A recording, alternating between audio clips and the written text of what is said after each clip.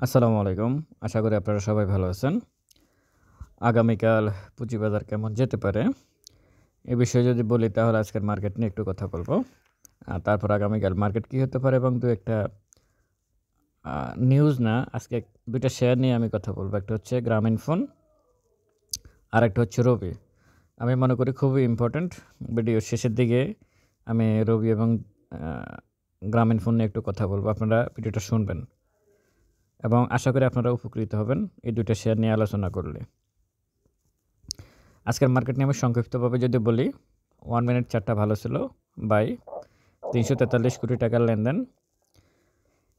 গত ২ টা ওয়ার্কিং ডেজে ৩ টা ওয়ার্কিং ডেজেই বিনিয়োগকারীরা হতাশা। গত ২ টা ওয়ার্কিং ডেজে বিশেষ করে ১২ মানে ইনডেক্স মোটামুটি ঠিকই ছিল কিন্তু শেয়ারের প্রাইস বাড়ে নাই। ১০ পয়সা ২০ পয়সা আপ করে রাখছে। এটার কারণ হচ্ছে কি, ওই যে ৮৭ টা কোম্পানিকে আপনার ইনডেক্সের সাথে অন্তর্ভুক্ত করছে। এখন আপনি দেখবেন ইনডেক্স প্লাস কিন্তু শেয়ারের দাম বাড়তেছে না। এটা আমি তখনই বলছিলাম, সেটাই এখন দেখা যাচ্ছে। তো যাই হোক, ইনডেক্স মোবাইলটাও আজকে পজিটিভ। ইসলামী ব্যাংক 3.86, গ্রামীণফোন 2.41 এবং ব্র্যাক ব্যাংক হচ্ছে 2.429, এটাও পজিটিভ। মোটামুটি ছিল পজিটিভ। অ্যাডভান্স ১৭৫ টা মোটামুটি যেহেতু ইনডেক্স প্লাস ছিল কিছুটা পজিটিভ থাকবেই মার্কেটের, স্বাভাবিক। এখন আগামীকাল মার্কেট কী হতে পারে এই বিষয়ে যদি বলি আমি, তাহলে মুভিং অ্যাভারেজ ম্যাকডি হিস্টোগ্রামের বার বাই সিগন্যাল দেওয়া আছে। আর এই যে এখানে যে এই লাল ক্যান্ডেলগুলো হলো, এটা পজিটিভ মার্কেটের জন্য। এটা পজিটিভ, খুবই পজিটিভ। আমার কাছে মনে হচ্ছে আগামীকালকে হয়তো একটা সবুজ ক্যান্ডেল হতে পারে। আর যদি এরকম একটা লাল ক্যান্ডেলও হয় তাতেও সমস্যা নাই। মানে এখানে যে লাল ক্যান্ডেলটা হলো গত ২ দিন, এরকম যদি লাল ক্যান্ডেল হয় ২-৩ পয়েন্ট মাইনাস হলো তাতেও সমস্যা নাই।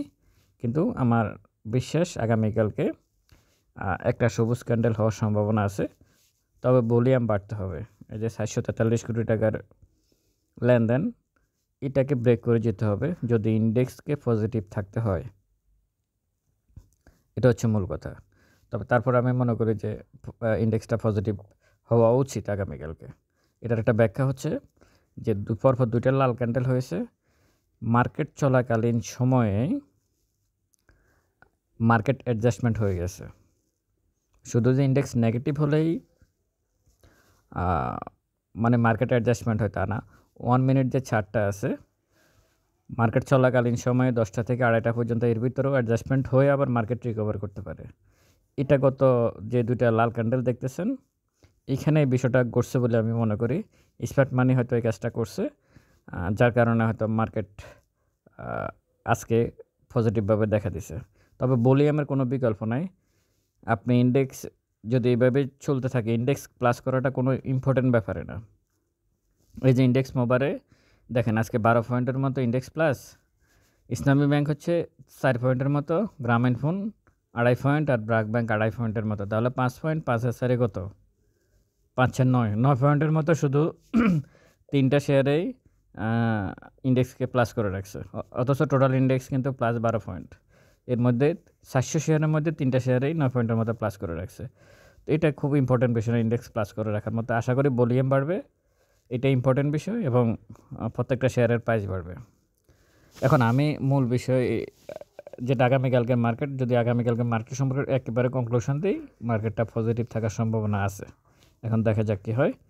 তবে একটু সাবধানতার সহিত আপনারা বাই সেল করবেন, কারণ হচ্ছে ইনডেক্স কিন্তু একটু অন্যান্য যে রেসিস্ট্যান্স আছে অনেকগুলা, ১টা ২টা ৩টে ৪টা, ওখানে কিন্তু এখন পর্যন্ত ইনডেক্স বসে আছে। ইনডেক্স কিন্তু ৫২৪০ ব্রেক করা উচিত। যাই হোক, আমি এবার অন্য একটা বিষয়ে কথা বলবো, সেটা হচ্ছে ২টা স্টক নিয়ে আমি বলতে চাচ্ছি। একটা হচ্ছে গ্রামীণফোন, আমি প্রথমে বলছিলাম। দেখেন ভালো স্টকের সাথে থাকলে সুবিধাটা কি? গ্রামীণফোন নভেম্বরের মাসে ৩০৫ টাকা ছিল, আজকে ৩৪৫ টাকা। ডিসেম্বর ক্লোজিং শেয়ার ডিভিডেন্ড ঘোষণা করছে, তার ইনকামও বাড়ছে। যদি কেউ ১ লক্ষ টাকা বিনিয়োগ করে রাখতো গ্রামীণফোনে, আজকের দিন পর্যন্ত সে ৮,০০০ টাকা প্রফিট করত, গত নভেম্বর থেকে এ পর্যন্ত। নভেম্বর, ডিসেম্বর, জানুয়ারি, ফেব্রুয়ারি এই 4 মাসে 8,000 টাকা সে প্রফিট করত। আর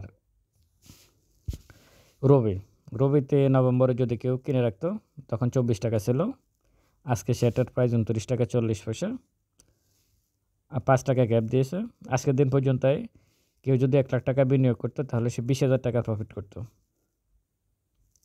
রবি যদি নভেম্বর থেকে আজকের দিন পর্যন্ত নভেম্বর, ডিসেম্বর, জানুয়ারি, ফেব্রুয়ারি এই 3 মাস ধরে রাখতো শেয়ারটা, তাহলে সে 1,20,000 টাকা প্রফিট করত। আপনার পোর্টফোলিওতে যারা আমার ভিডিও শুনতেছেন, আপনার পোর্টফোলিওতে যদি জিপি এবং রবি থাকে, আপনার যতগুলো শেয়ারে যত বেশি লস আছে এই শেয়ারগুলোতে ওই পরিমাণ লস নাই, আপনি যেখানেই কিনেন না কেন। আপনারা দেখবেন, আপনাদের পোর্টফোলিও দেখলে আপনারা বুঝতে পারবেন এর বিকল্প অন্য কোনো কিছু নাই এই মার্কেটে। আপনাদেরকে পরিষ্কারভাবে আমি বলি, এটা শুধু গ্রামীণফোন আর রবির বিষয় না, আমি ভালো স্টকের কথা বলতেছি, যে কোনো ভালো স্টকের কথা, ডিভিডেন্ড বেস স্টকের কথা আমি বলতেছি। আপনি যত কিছুই করেন না কেন আপনাকে ভালো স্টকের সাথে থাকতে হবে। আপনি এই যে গত 1-2 মাসে যে শেয়ারগুলো বাড়তেছে, আমি বারবারে বলি এটা আপনাদেরকে ভালোবেসে বাড়াচ্ছে না, আপনাদের হাতে ধরিয়ে দেওয়ার জন্য স্মার্ট মানি এখান থেকে বের হচ্ছে। আপনারা সাবধান হবেন। হুটহাট শেয়ার কিনবেন, প্রফিট করবেন, সব টাকা চলে যাবে। এই গ্রামীণফোন এবং রবি এই ধরনের শেয়ারের সাথে আপনাদেরকে দিন শেষে থাকতে হবে। এর বাহিরে অন্য কোনো বিকল্প নাই, কোনো বিকল্প নাই এবং কোনো বিকল্প নাই। আপনি এর বিকল্প খুঁজে লাভ নাই। আপনাকে ভালো স্টকের সাথে দিন শেষে থাকতে হবে। যত বেশি ভালো স্টকের সাথে আপনি থাকবেন তত বেশি আপনি রিস্ক ফ্রি থাকবেন। ভালো স্টকের দাম খুব সহজে বাড়ে না, অনেক সময় দিতে হয়, তারপর বাড়ে। সুতরাং আপনারা সাবধানতা অবলম্বন করে প্রফিট করবেন। জিপিও ডিভিডেন্ড ঘোষণা করছে, সম্ভবত রবিও ডিভিডেন্ড ঘোষণা করছে, আপনারা দেখে নেবেন। রবিও ডিভিডেন্ড ঘোষণা করছে আমার কাছে মনে হচ্ছে, এবং না করলে খুব সহসাই করবে। দুটোই ডিসেম্বর ক্লোজিং শেয়ার এবং ভালোভাবে তারা সামনের দিকে যাচ্ছে। আশা করি আগামী দিনে আপনারা এই ধরনের শেয়ারে থাকবেন এবং সাবধানতার সহিত আপনারা বিনিয়োগ করবেন। ভালো থাকবেন সবাই। ভিডিওটা ভালো লাগলে শেয়ার করবেন। আসসালামু আলাইকুম।